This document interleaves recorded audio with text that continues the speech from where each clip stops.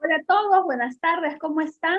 Bienvenidos a una nueva edición de este seminario de agrobiodiversidad. Esta tarde tenemos otro interesante tema, como siempre tenemos interesantísimos temas. Hola a todos, buenas tardes, ¿cómo están? Bienvenidos a una nueva edición. Perdón, ahí están. Y ustedes sabían, por ejemplo, que las aves y murciélagos aseguran hasta un 54% de la productividad de cacao piurano a través del biocontrol. Como este dato súper interesante que posiblemente no conocíamos, tenemos hoy día el tema animales en agroecosistemas, servicios ecosistémicos y el valor de su conservación. Y para ello tenemos como invitada a Carolina Ocampo Ariza, que ella es bióloga de la Universidad Nacional de Colombia, realizó sus estudios de maestría en conservación internacional de la naturaleza en Nueva Zelanda y Alemania. Desde su maestría ha enfocado sus investigaciones a entender cómo las prácticas agrícolas en el trópico afectan a la biodiversidad y conservación de fauna, incluyendo aves, murciélagos e insectos. Durante sus estudios doctorales, Carolina trabajó en cultivos de cacao y bosques secos de las regiones de Piura y Cusco, investigando cómo la presencia de distintas aves, murciélagos e insectos afectan o beneficia la productividad de cacao en la zona. Actualmente, Carolina continúa estudiando los servicios ecosistémicos de distintos animales en sistemas agroforestales del Perú, con especial énfasis en variedades nativas, atractivas por su perfil único de sabor y aroma. Así que antes de darle la bienvenida a nuestra invitada de hoy, recuerden que queremos que esto sea una conversación, un diálogo, así que ustedes vayan dejando sus comentarios o preguntas a través del Facebook, que yo estaré atenta para hacérselas llegar a Carolina. Bienvenida ahora sí, Carolina. Muchas gracias, Mayra. Entonces voy a compartir mi pantalla para que veamos la presentación. Muchas gracias por esta invitación. Como Mayra ya explicó muy bien, yo vengo a hablarles un poquito del rol de los animales en agroecosistemas. Vamos a hablar un poquito de qué se tratan los servicios ecosistémicos y del valor de su conservación para la productividad de agroecosistemas. Este es un trabajo pues que yo hice más que todo en el marco de mi doctorado y que ahora he continuado con estudios entre Bioversity International, que tiene una oficina acá en Perú, y el grupo de agroecología de la Universidad de Gotinga en Alemania, donde yo estoy basada ahora. Bueno, entonces, en todos estos seminarios de agrobiodiversidad que ustedes tienen, han hablado seguramente mucho de cómo Perú es un centro de agrobiodiversidad, es un país megadiverso y es megadiverso tanto en su biodiversidad, digamos, nativa como en la agrobiodiversidad. Seguramente han hablado mucho de la grandísima diversidad de papas, de maíz que hay en el país, pero también hay una altísima diversidad de animales silvestres y de otros grupos. Por ejemplo, Perú es el número 1, es el país de todo el mundo con el mayor número de especies de peces, es el segundo o tercer país con el mayor número de especies de aves y cada año hacemos una competencia para contar aves, eso se suele hacer en mayo y Perú siempre suele quedar de segundo, lo siento mucho, nosotros Colombia suele ganarles, pero estamos a la par. Y esa diversidad silvestre y diversidad agrícola no están separadas entre ellas y eso es como algo importante que comprendamos, que los animales salvajes, digamos, están interactuando con los agroecosistemas y están presentes en los agroecosistemas y a la vez eso nos brinda beneficios y que esa diversidad tampoco está separada porque, por ejemplo, el Perú es el país que es líder en el número de especies de plantas que son conocidas y que la gente usa. Hay aproximadamente 4.400 especies de plantas en este país que nosotros sabemos usar, que nos comemos, que sirven para temas de salud, que usamos para generar productos terciarios, etcétera. Entonces, bien interesante que veamos cómo se conectan los agroecosistemas con la diversidad que los rodea. Entonces, hay como una idea de que los ecosistemas son una cosa como esta foto que tenemos a la izquierda arriba. Entonces, un bosque, uno siempre se imagina así un bosque prístino, en el que nunca ha habido un ser humano, un río que le pasa por la mitad, en el que nunca ha nadado un ser humano, y que los sistemas agrícolas son algo como lo que vemos ahí debajo, que es un área completamente agrícola, no hay nada más, cultivos, cultivos, cultivos. Pero esa no es necesariamente la realidad, ¿no? Lo que tenemos es mucho más lo que se ve a la derecha, ¿no? Que es un mosaico de varias cosas. Hay ecosistemas naturales, hay parches de bosques o hay sistemas conectados de bosques, idealmente conectados, y entre ellos están los agroecosistemas, que son variados. Hay sistemas agroforestales, hay monocultivos, hay cultivos anuales, cultivos permanentes, etc. Y entender esa conexión en esos mosaicos es muy importante para que podamos pensar cómo deben ser los paisajes en los que conviva el ser humano con sus actividades agrícolas, con la biodiversidad, con la naturaleza que está ahí, y que pensemos cómo podemos combinar la conservación de nuestros bosques naturales con el aprovechamiento sostenible de los recursos. Listo. Entonces, es bueno que pensar cuál es el rol de los animales en los agroecosistemas y cuál es el rol también de los agroecosistemas para los animales. Y acá podemos pensar en tres cosas claves. Los agroecosistemas pueden beneficiar bastante a los animales, y el ejemplo que les traigo sobre eso es sobre un estudio que hicimos en Piura, en cultivos de cacao, sistemas agroforestales de cacao y bosques estacionalmente secos, que son un ecosistema muy único en todo el mundo, que Perú cuenta con bastantes de ellos. Y tenemos que ver cómo cuidamos a la biodiversidad que está en esos ecosistemas. Y lo que nosotros encontramos es que los cultivos de cacao en la región de Piura se convierten en algo así como en un oasis para la diversidad de aves, porque ellos se encuentran en la temporada seca, cuando hay muy pocos recursos en el bosque, encuentran recursos permanentes en el cultivo de cacao. Pero en todo caso, esas aves, cuando hay comida y está floreciendo todo en el bosque, prefieren su bosque. Entonces, no es que podamos sacrificar el hábitat natural por los agroecosistemas. Y también, así como estos agroecosistemas pueden beneficiar a los animales también le dan un beneficio al agroecosistema. Por ejemplo, la polinización o el control biológico de plagas es un servicio que es muy alto y muy necesario para la productividad de bastantes cultivos. El ejemplo que tenemos acá es una abeja carpintera, que no sé, tal vez algunos de ustedes la han visto, y que está cubierta de polen de maracuyá, visitando una flor de maracuyá.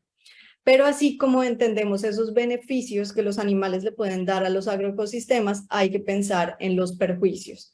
No todos los animales están haciendo cosas ideales, y entender el balance entre beneficios y perjuicios es importante para que pensemos cuál es el manejo más benéfico de nuestros agroecosistemas.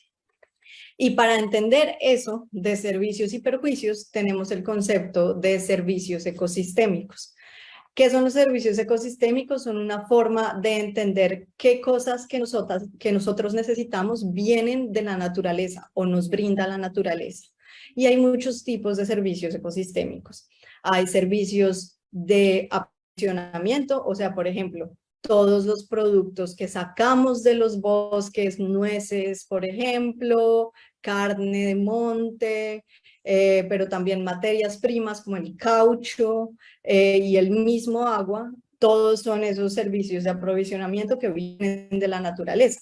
Asimismo, hay servicios de regulación como la polinización o el manejo de la calidad del aire que nos dan los árboles. Y otros tipos de servicios son de sostenimiento, como el mantenimiento de los ciclos de los nutrientes en distintas partes del planeta, la fotosíntesis y la formación del suelo. Y finalmente, otra categoría de servicios ecosistémicos en los que no solemos pensar mucho, pero que son muy importantes, son los culturales. Y eso está más relacionado con cómo percibimos nosotros a esa naturaleza. O sea, irse de paseo a la playa, irse de paseo a caminar en el bosque varios días, eso tiene que ver con cómo nosotros apreciamos y nos beneficiamos emocionalmente de la naturaleza. Otras actividades más relacionadas con eso son, por ejemplo, el aviturismo, las exploraciones en cuevas para ver distintos animales. Todo eso son servicios que la naturaleza nos está dando. Y cuando pensamos en los animales, podemos decir que ellos nos están brindando un doble y hasta un triple servicio. Hay servicios directos, como la provisión de carne o la polinización que asegura que tengamos frutas, o el control de plagas, y otros más indirectos que no los relacionamos tanto con el hecho de que los animales estén ahí, como el mantener los nutrientes en los suelos. Pero esto se ha empezado a entender un poco a tal punto pues de que estos ya son productos que son claves en el agro, acá en Perú también. Por ejemplo, el guano de isla o el guano de murciélago se comercializan a altísimos precios porque están repletos de nutrientes y sirven muchísimo para sistemas agrícolas. Y el otro ejemplo es la dispersión de semillas, que es algo en lo que no solemos pensar, pero que se sabe que es clave para mantener, por ejemplo, nuestros bosques. El hecho de que los animales consuman frutos y defequen las semillas y las defequen en otro lugar asegura que los bosques se mantengan, se expandan y no son todas las especies, sino algunas especies claves. Y una forma de evaluar esos servicios ecosistémicos y de poder cuantificarlos es a través de experimentos de exclusión. Hacen esos experimentos de exclusión es crear una barrera que impide que ciertos animales toquen una parte de la planta o toda mi planta o todo mi cultivo o áreas distintas. Acá les tengo algunos ejemplos.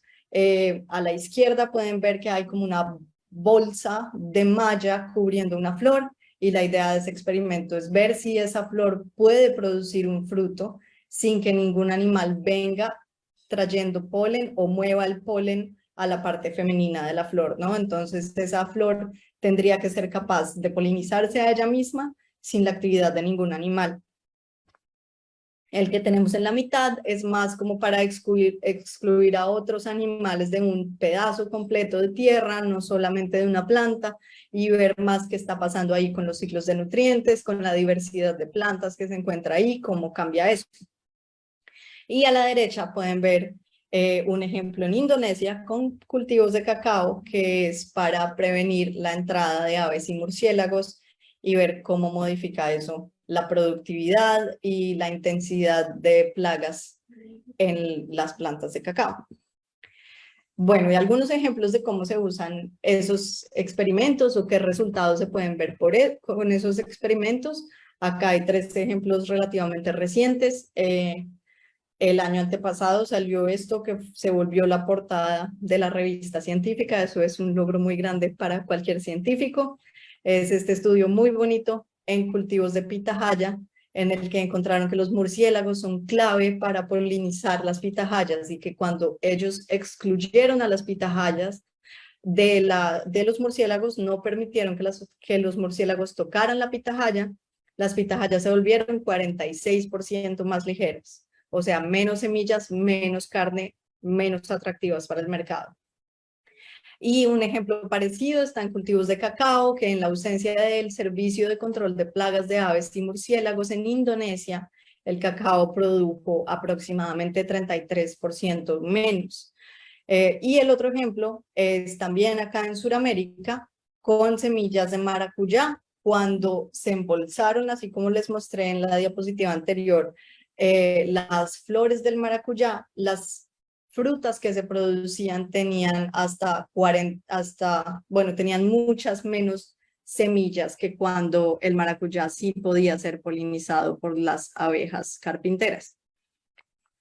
Pero así como cuantificamos esos beneficios, también la idea es que podamos cuantificar los perjuicios, porque no todo en el mundo es color de rosa y hay muchos animales que en realidad no están haciendo algo benéfico para nuestros cultivos y que se vuelven el enemigo de muchos productores.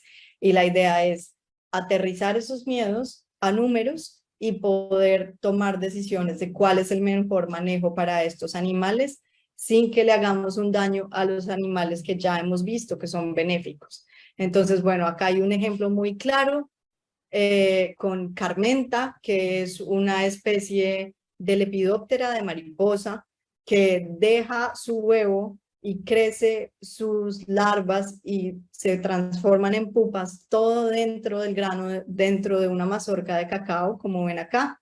Acá se ve la herida. Y eso tiene consecuencias terribles, se pierde la mazorca completa y son bastantes las pérdidas para productores.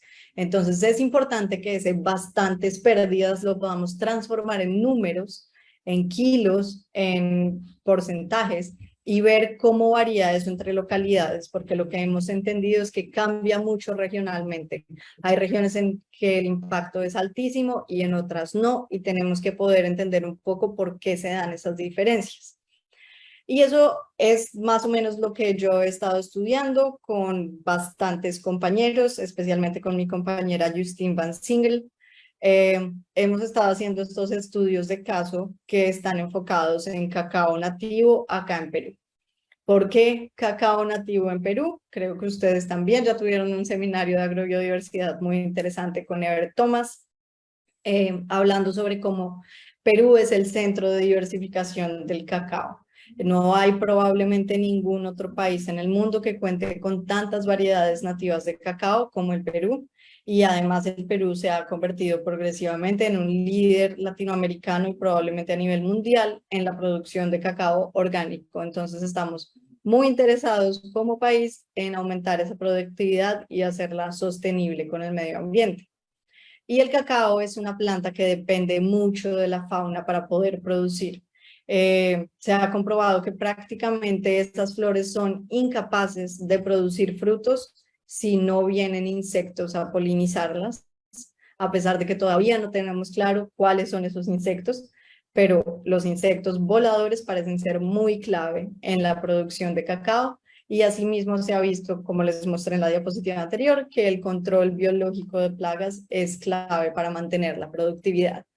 Entonces, nuestro objetivo era más o menos hacer algo similar a ese estudio que les conté en Indonesia, para cuantificar simultáneamente los beneficios y los perjuicios de la fauna en la producción de cacao nativo, específicamente en este caso de cacao blanco de Piura, en la región de Piura, en Morropón, en la Quemazón, que es conocido mundialmente por la producción de muy buen cacao blanco. Y lo que hicimos fue hacer unos experimentos con la cooperativa Norandino, en el que teníamos múltiples exclusiones. Les voy a intentar explicar un poquito de qué se trataba eso. A la izquierda pueden ver una jaula grande que hicimos con una red de pesca y usando bambú para sostenerla. Y esa jaula tenía adentro 2 plantas de cacao.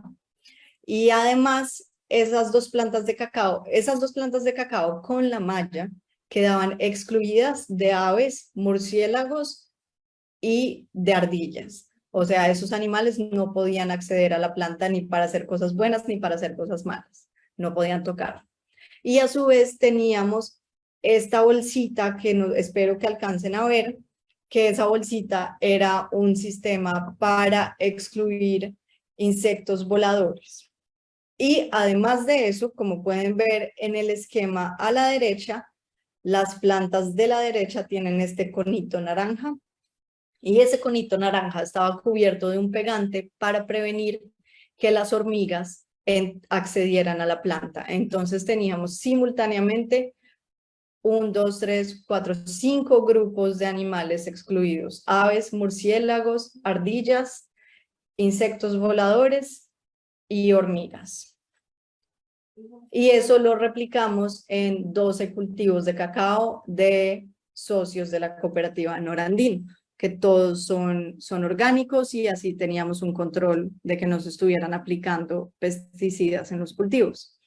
Y lo que encontramos es precisamente lo que Mayra les comentó al principio: el cacao de Piura necesita a las aves y a los murciélagos para poder producir. Lo que vimos es que en ausencia de aves y de murciélagos, el cultivo de cacao produce aproximadamente 54% menos cacao que cuando las aves y los murciélagos entran. Para que vean eso está esta gráfica. Quiero que se enfoquen en las dos cosas que están encerradas en azul oscuro. Si comparan este naranja con este moradito, pueden ver que la diferencia es aproximadamente la mitad. Y si transformamos esa diferencia de productividad que está estimada en kilogramos por hectárea, o sea, cuántos kilos de cacao saca el productor en una hectárea de cultivo, cuando transformamos esas cantidades en peso a dinero, teniendo en cuenta que esto es un cacao fino de aroma que se vende a un precio bastante exclusivo, la contribución de los aves y los murciélagos es aproximadamente de casi $1.000 por hectárea por año. Entonces, esta cantidad de dinero es muy clave para pequeños productores en el Perú y esa diferencia está marcada por el hecho de que en el cultivo haya biodiversidad. Y lo otro que vimos, que quería compartirles, es esta comparación muy interesante, que es de un artículo de mi colega Justine Van Singel, que lo escribimos entre las dos, pero ella lo lideró, y es esta comparación de los perjuicios y de los servicios. Y lo que vimos en el caso que estudiamos nosotros es que los perjuicios son mucho más pequeños que los beneficios que nos dan los animales. Si ven las barras en blanco, cuantifican los perjuicios y pueden ver que el perjuicio más grande que vimos fue causado por ardillas, pero en todo caso es muy pequeño comparado con los beneficios de aves y murciélagos y los beneficios que pueden dar los insectos voladores a la productividad del cultivo. Y entonces, ¿qué nos dice eso? Que sin biodiversidad no hay cacao ni chocolate. A pesar de que también causan daños a algunos animales, definitivamente la fauna es clave para la productividad de ese producto y lo que tenemos que evaluar es cómo podemos reducir los perjuicios, ¿no? Entonces, eso es lo que les quería explicar. ¿Qué se hace con estos experimentos? ¿Cómo balanceamos, cómo aseguramos que se mantenga ese balance entre beneficios y perjuicios para que los beneficios siempre sean más grandes? Entonces, eso está relacionado con las prácticas que los productores mantienen en sus cultivos y en el ecosistema. La idea es que debe haber prácticas que mantengan la biodiversidad, que mantengan el acceso de distintos animales al cultivo para que esos animales también se balanceen entre ellos y los que son benéficos puedan generar esos beneficios en el cultivo. Y a la vez que tenemos que pensar en la diversidad a muchas escalas. Entonces, que pasemos de pensar en un monocultivo como el que se ve en la foto a la izquierda, pensar más en un agroecosistema y en un paisaje diversificado. Entonces, a nivel de mi cultivo, lo ideal es que haya múltiples recursos tanto para mí como para los animales y que a la vez en el paisaje los animales, como les comenté del experimento en Piura, que todavía tengan acceso a hábitats naturales y que tengan una diversidad suficiente de recursos. Entonces, ¿qué es lo que aprendemos cuando estudiamos e intentamos entender los servicios ecosistémicos? Primero, aterrizamos un poquito esos conocimientos científicos que suelen estar muy lejos a nuestra realidad, a la realidad del agro peruano, porque cambia mucho si lo estudio acá en Perú, que si lo estudio en Indonesia, vieron que es casi 20% de diferencia, y ver cómo nosotros mismos podríamos hacer estos estudios a escalas locales para ver también si hay diferencias dentro del país. ¿Qué más aprendemos? Nos permite tomar decisiones sobre cómo conservar la biodiversidad, qué hay que hacer.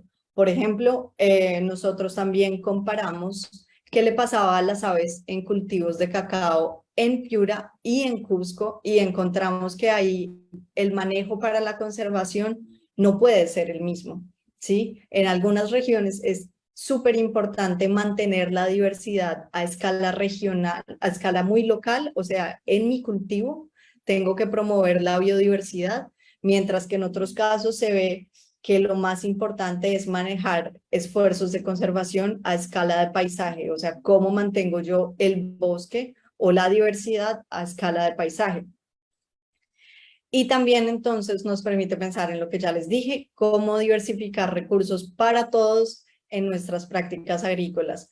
Primero, pues que los productores agrícolas tengan más de un ingreso en su parcela, que no dependan completamente del cacao ni del maíz, porque pensar en un solo producto siempre es una cosa arriesgada. El mercado está cambiando todo el tiempo, mientras que los sistemas agroforestales ofrecen eso, una diversidad de productos para que el productor pueda pensar en qué otras cosas vender a largo plazo en distintos tiempos o en casos de emergencia. Y finalmente, lo que nos hace a todos, nosotros seamos productores de cacao o no, tengamos chacras de lo que sea o no, lo que aprendemos entendiendo los servicios ecosistémicos es también a cómo ser consumidores mejor informados. ¿Qué chocolate me estoy comiendo yo? ¿De dónde viene ese chocolate? ¿Cómo están produciendo ese chocolate? Como vieron, el chocolate es bastante sensible a plagas y enfermedades, pero a su vez la biodiversidad es muy sensible a que yo aplique cualquier pesticida. Mi chocolate, el chocolate que yo me como, está garantizando que mantengamos la biodiversidad.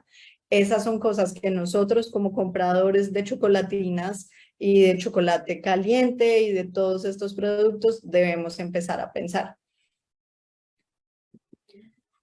Bueno, eso es todo por ahora. Me encantaría responder preguntas si tienen alguna pregunta. Si quieren saber un poco más de información de lo que estamos haciendo, acá hay 2 cuentas de Twitter en las que estamos actualizando muy frecuentemente lo que estamos haciendo en campo.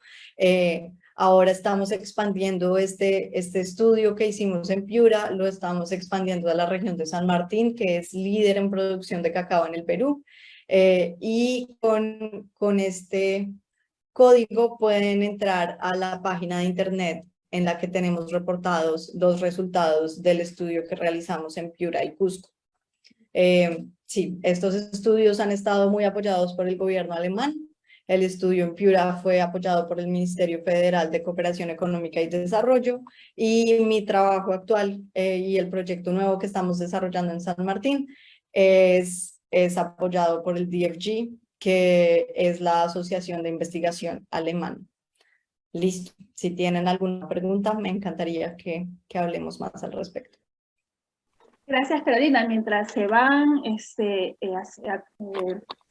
nos van dejando preguntas a través del Facebook, por favor, invito a todos los que están siguiéndonos a través de las redes. Quiero hacer unos saludos. Tenemos, bueno, muy especialmente hay participantes de Sullana, del Club de Ciencias, Ciencia Cosmopolita, así que qué bueno que nos estén apoyando, nos estén acompañando esta tarde. Igualmente, estudiantes y seguidores desde Huacho, Huancayo, Vilcahuaura, y también desde Uruguay nos están viendo, así que ya estamos llegando, también estamos cruzando un poco de fronteras con estos seminarios, qué bueno.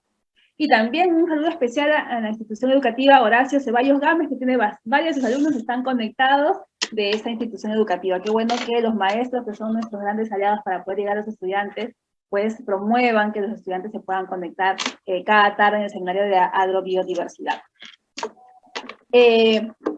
Algunas preguntas que nos hacen llegar, Carolina. Por ejemplo, nos comentaste, ¿no? Sobre los monocultivos no son muy recomendados, sino es el agrosistemas diversificado. ¿Nos puedes contar un poco más qué tipo de plantas, cómo funcionan estos sistemas? Porque normalmente estamos acostumbrados a los monocultivos, pero quizás no visualizamos bien este otro sistema. Claro, pues voy a empezar a darle vueltas a esta presentación a ver si tengo algún ejemplo en una foto, que no creo, pero bueno, pues la idea es que normalmente se solía plantar el cacao así en monocultivo, ¿no? El cacao solo se tumbaba bosque y ahí iban las plantas de cacao, pero en su hábitat natural el cacao es una planta que crece en el sotobosque, en los estratos bajos del bosque, siempre tiene plantas encima haciéndole sombra, y especialmente el cacao joven, cuando es pequeño, necesita bastante sombra que lo proteja para el desarrollo grande de hojas nuevas. Entonces, lo que se suele hacer es que plantan intercalado cacao con banano, con plátano, para que el plátano sombree al cacao, pero eso no es una solución a largo plazo. Sabemos que el plátano solo dura un par de años, las plantas pues toca estarlas reemplazando. Entonces, el sistema ideal, un sistema ideal sería un sistema agroforestal. Y entonces lo que se hace ahí es combinar árboles grandes y duraderos con el cultivo de cacao. Y eso alrededor del mundo se hace de muchas formas distintas. Acá en Perú, lo que yo más he visto es que ya son áreas deforestadas que se han usado para monocultivo de cacao o para otras cosas, y ahí se instalan distintos árboles, por ejemplo, árboles maderables, pero también árboles frutales y especialmente árboles nativos de los bosques, especies nativas de los bosques cercanos, y eso se combina con el cacao. Pero en otras partes del mundo, por ejemplo en África o en un sistema tradicional de cultivo de cacao en Brasil que se llaman caurucas, lo que se hace es que ya se usa la estructura que está en el bosque y simplemente el bosque se limpiaba un poco, se deforestaba un poco solo en el sotobosque para plantar ahí el cacao. Entonces la estructura general y la diversidad de ese bosque se mantenía con el cacao debajo. Pero como esto no se ha hecho en Perú, la alternativa en Perú no es deforestar más para hacer eso, sino precisamente instalar o recuperar las áreas que ya están degradadas, que ya están abiertas, con esa combinación que les dije, de forestales con plantas nativas y frutales. Magnífico, Carolina, sobre todo lo que acabas de mencionar al final, ¿no? Que hay que adaptarnos a las condiciones que ya tenemos para ir mejorando, ¿no? Aquí te voy a llegar ya las preguntas. Por ejemplo, César García desde Sullana nos pregunta si han considerado el uso de controladores biológicos contra algunos animales plagas del cacao u otros cultivos. Sí, eso está bien interesante, que es cuando llegamos a este resultado, nos pusimos a pensar, vale, ¿y ahora qué hacemos con estas ardillas? Porque creo que algo que no dije y que escribí en la presentación, de hecho, es que ese ataque de las ardillas varía mucho regionalmente. Y cuando le contamos a los productores de este resultado, los productores nos dijeron, eso no es así. Puede que así sea en la quemazón, pero en otras partes de Piura el impacto de las ardillas es terrible. ¿Y qué vamos a hacer con las ardillas? Entonces, para las ardillas, empezamos a pensar cuáles son sus depredadores naturales, y es algo que no está estudiado para nada, solamente tenemos la hipótesis de que las boas, en Piura hay una boa constrictor hortulanus, que es como una especie local, que debería ser un muy buen controlador de las poblaciones de ardillas, pero que no está presente porque la gente le tiene miedo a las boas y las mata. Entonces tenemos que pensar cómo reconciliar esa relación de los seres humanos con estas serpientes que no son venenosas para que puedan controlar un poco las poblaciones de ardillas. Pero más allá de eso, para muchas de las plagas del cacao, por ejemplo, para la carmenta que les mostré al principio, se están evaluando otras alternativas, por ejemplo, avispas parasitoides o especialmente hongos que puedan controlar las poblaciones de esas plagas.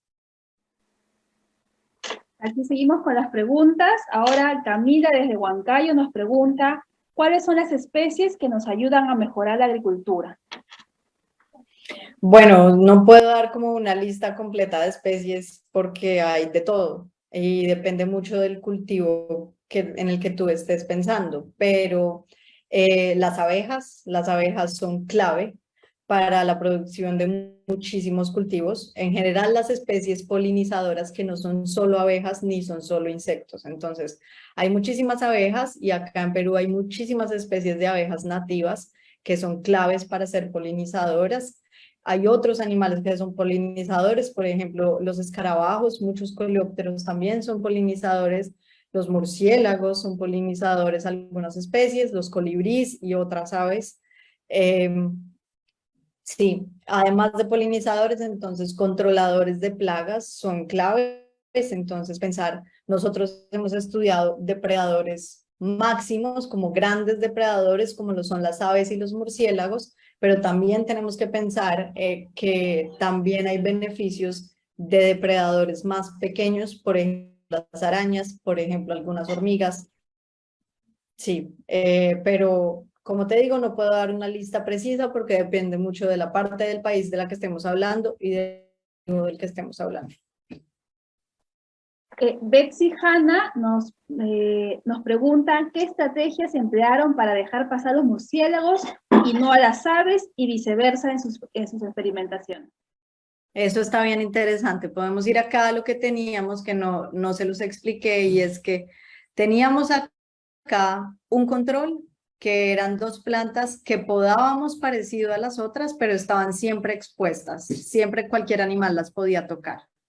Teníamos otro, el que está más abajo, que era para excluir a todo el mundo. Era esta jaula que ven a la izquierda y estaba esa jaula siempre cerrada, permanentemente cerrada. Y lo que hicimos para separar aves de murciélagos fue que para excluir a las aves teníamos unas jaulas que estaban cerradas en el día y abiertas en la noche. Y para excluir a los murciélagos hacíamos al revés. Entonces, para excluir murciélagos estaban cerradas en la noche, que es cuando los murciélagos están activos, y abiertas en el día. Y una pregunta relacionada, sobre todo, ¿cómo hicieron para excluir las hormigas? Si se pueden llegar también hasta a través de la tierra, ¿no? Sí, eso es una tarea monumental, bastante complicada, que mi colega Justin Van Singel estuvo liderando eso en compañía con un profesor ahora, Carlos Ulloque, que tal vez sepa de este seminario. Ellos estaban controlando eso y era una combinación de varias estrategias. Al principio usaron unos pesticidas orgánicos para deshacerse de los nidos que vieran en la planta, porque a veces en los huecos del tronco ya hay nidos de hormigas. Entonces ahí se aplicaron pesticidas orgánicos para que las hormigas se fueran. Y ese cono naranja que se ve en el dibujito estaba cubierto de un pegamento. Entonces, cuando las hormigas intentaban escalar la planta otra vez, tocaban ese pegamento y ahí quedaban pegadas y no podían seguir subiendo. Y a su vez, una cosa bien importante era la poda de las plantas. Entonces, como acá en cada jaula, en cada experimento, tenía una planta con hormigas y una planta sin hormigas, esas dos plantas no permitíamos nunca que se tocaran, debían estar podadas siempre para que no se tocaran entre ellas e idealmente para que tampoco tocaran a la malla, porque al parecer también había hormigas, creo que sí, también vimos hormigas escalar la malla para intentar saltar, pasar a la planta. Entonces, bueno, pues era una tarea muy difícil. No garantizamos que en estas plantas hubiera 0 hormigas, eso nunca se logró, ni nunca se ha logrado en ningún experimento, pero evaluamos que sí se habían reducido significativamente las poblaciones de hormigas. Que las más terribles, las hormigas, ¿no? Las difíciles. Son difíciles, ellas son muy persistentes, o sea, son terribles porque son muy organizadas y son unos animales muy inteligentes y muy persistentes. Trabajo en equipo, full, las hormigas, ¿no? Sí. Aquí otras preguntas más. Hilda de Año nos pregunta qué especies ayudarían a una buena producción de naranjas en óptimas condiciones ambientales. Bueno, es una pregunta muy, pero de repente sabes, ¿no? No sé si nos puedes hablar un poco. Muy interesante, sí. Pues a ver, las naranjas suelen ser autocompatibles, ¿no? Entonces las naranjas no necesariamente necesitan animales que las polinicen, pero dependiendo de la variedad de naranja, puede ser más benéfico y seguramente que las naranjas son más grandes y más jugosas si son polinizadas por animales. La verdad no estoy segura quién poliniza las naranjas, pero si pienso así rápido en las características de las flores, deben ser insectos medianos, Lepidóptera, o sea, mariposas o moscas, porque la flor es blanca. Diría yo, probablemente moscas, pero no puedo decirte con seguridad. Como siempre, aves y murciélagos que ayuden a controlar plagas y los frutos pues hay problemas grandes con hongos, ¿no? Entonces los hongos, para ver cómo deshacernos de los hongos o quién beneficia el evitar los hongos, hay que ver quién está transmitiendo los hongos, que en naranja la verdad no sé, pero en muchos casos hay insectos que están moviendo el hongo y es importante identificarlos y controlarlos, ver qué animal los puede controlar. Sí, pero bueno, quisiera acá enfatizar que tampoco es como que los animales vengan a salvar mi cultivo. O sea, los animales están ahí siempre y están ayudando siempre, y siempre es una combinación de mantener a los animales con tener un muy, muy buen manejo.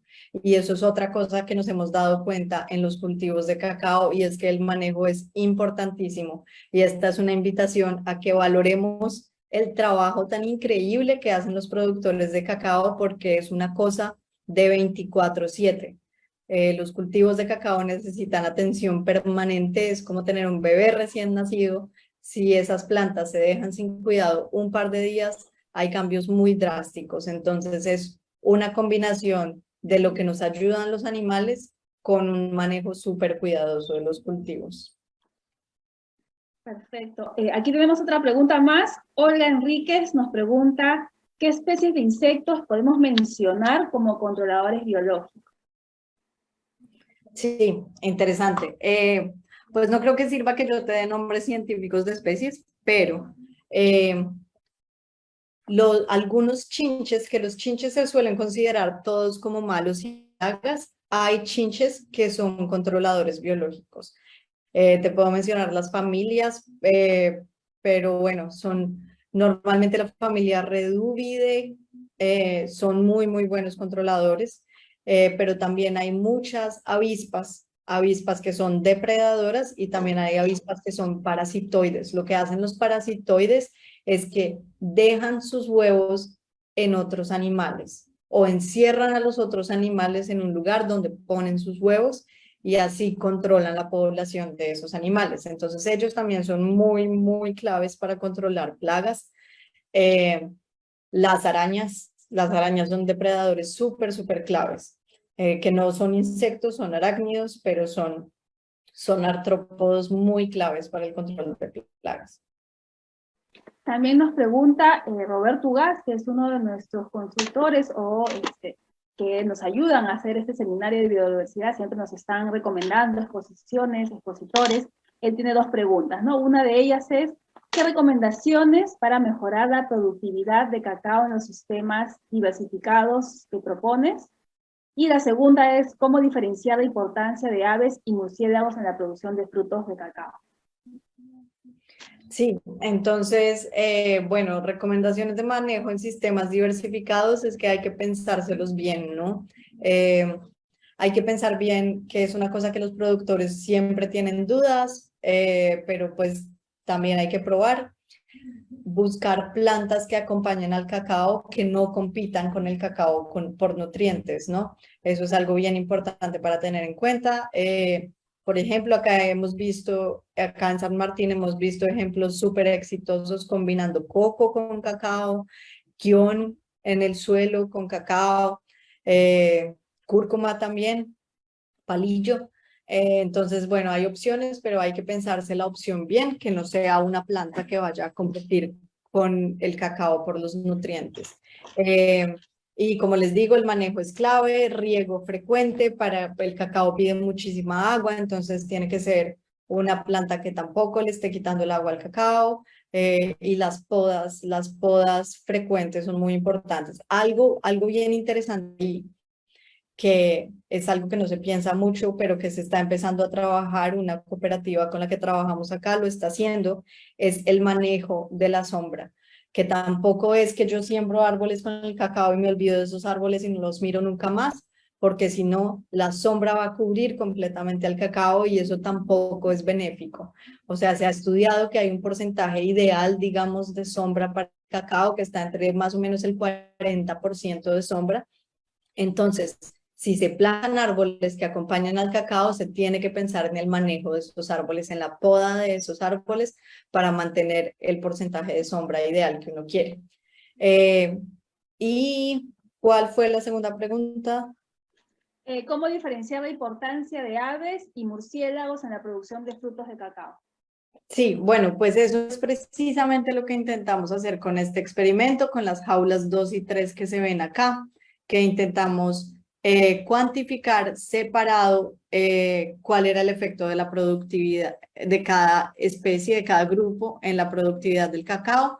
Y acá pueden ver que no encontramos de hecho muchas diferencias. Acá en verde está la exclusión de aves solamente y en azul la exclusión de murciélagos solamente y no se ven muchas diferencias. Entonces necesitamos entender un poquito más de la biología de esos animales para saber qué es lo que está haciendo cada uno de ellos. Y nosotros también intentamos hacer eso. Lo que intentamos fue en estos mismos experimentos en las plantas de cacao, evaluamos también la diversidad de insectos que veíamos e intentamos ver si cuando excluíamos aparte a las aves y aparte a los murciélagos, había algún grupo de insectos que cambiara más. Y de hecho encontramos que las cochinillas, que son bien conocidas como una plaga en múltiples cultivos, las cochinillas son un problema muy grande en cultivos de cacao en África porque transmiten un virus que afecta al cacao. Encontramos que las cochinillas eran claramente controladas por los murciélagos y no por las aves, que cuando excluíamos a las aves, o sea, la barrita azul, se veía que aumentaba mucho la abundancia de esas cochinillas, pero no cambiaba casi cuando excluíamos a las aves. Entonces esa es otra estrategia como para intentar evaluar el papel de ellos. Y el papel pues es importante entender que el papel para la productividad es indirecto, ¿no? Es a través del control de plagas, pero no es como que estos animales garanticen que la mazorca esté ahí. Perfecto, Carolina, muchísimas gracias. Ya estamos justamente llegando al final del evento. No sé si tú quisieras darles alguna palabra finales a los jóvenes, de repente alentarlos a que estudien algo similar a las carreras que tú has hecho. Coméntales un poquito de cómo es más o menos tu día en investigación en este tema. Sí. Bueno, yo los invito mucho a que piensen en cómo lo que ustedes estudien también pueda trabajarse de una forma transdisciplinaria. Entonces, yo soy bióloga, yo estudié biología de formación, una formación muy estricta en Colombia en temas de taxonomía sistemática, que es como saber cuántas especies hay, cómo se llaman, pero yo quería hacer algo un poquito más aplicado. Quería como tener un impacto, digamos, directo en la sociedad y por eso encontré que el camino era hacer algo como con otras disciplinas. Y ahí fue que empecé a meterme en todo este tema agrícola y he aprendido muchísimo, muchísimo trabajando con los productores, hablando con ellos, hablando con agrónomos, hablando con economistas también para entender cuáles son las prioridades y los problemas económicos que un productor, que un pequeño productor tiene, cómo cambia eso cuando el productor está asociado o trabajando solo. Entonces, mi recomendación es que hagan algo que les encante y que intenten trabajar con personas de otras disciplinas, porque eso solo trae cosas buenas. Sí, pues ahora mi día a día es bastante ajetreado. Estamos empezando a construir estos mismos experimentos acá en San Martín. Entonces estamos levantándonos muy temprano y yendo con un grupo de productores a las parcelas. Ellos nos están ayudando a hacer estas construcciones que requieren bastante fuerza y bastante paciencia. Y estamos colaborando con estudiantes que están terminando su carrera de agronomía y de biología acá en Perú para que ellos hagan evaluaciones en estos experimentos, que ellos sean los que están estudiando y entendiendo qué le está pasando a estas plantas. Sí, entonces invitadísimos si están más interesados. Otra vez, ahí está el contacto en Twitter y me pueden escribir también si tienen cualquier pregunta, si quieren conversar más. Muchísimas gracias, Carolina, por toda esta interesantísima información, por habernos comentado también sobre todo la importancia de animales como murciélago que con el COVID pues fueron un poco mal vistos, ¿no? Como al primer principio se pensaba que eran un poco los responsables, pero hemos visto pues lo importante de su función en la biodiversidad y en la polinización, ¿no? Que tiene una función sumamente importante que muchos desconocíamos. Muchísimas gracias, Carolina. Y bueno, todos los chicos que me están viendo, los maestros, los padres de familia, quiero comentarles brevemente sobre el concurso Peruanas de Ciencia. Ay, deja. Voy a dejar de compartir, por favor. Ahí está, gracias Carolina, justamente quería compartir solamente para que vean brevemente lo de Peruanas de Ciencia, que vamos a tener el día de mañana una charla informativa sobre este concurso. A ver si, no, aquí está.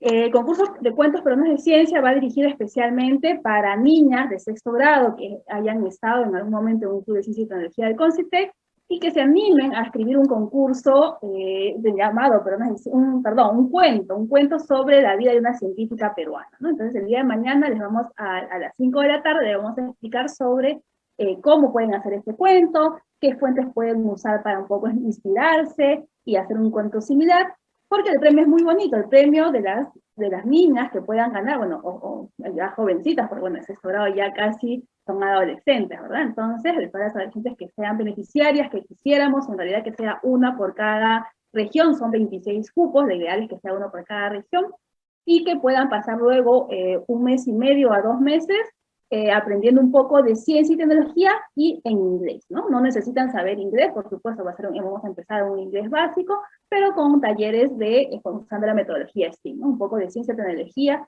con este enfoque artístico también, ¿no? Entonces, mañana los invito por el Facebook de Prociencia, el Facebook de Prociencia, que simplemente buscan, como está aquí abajito, no sé si llegan a ver la diapositiva, dice Prociencia, ¿no? En el Facebook de Prociencia, que es la parte ejecutora de CONCITEC, y estaremos mañana a las 5 de la tarde justamente para explicarle todos los detalles y puedan escribir su cuentito, lo envíen y ojalá pues sean una de las 26 ganadoras, ¿no? Así que los esperamos a todos, a los maestros, los padres de familia, sobre todo a las niñas de sexto de primaria.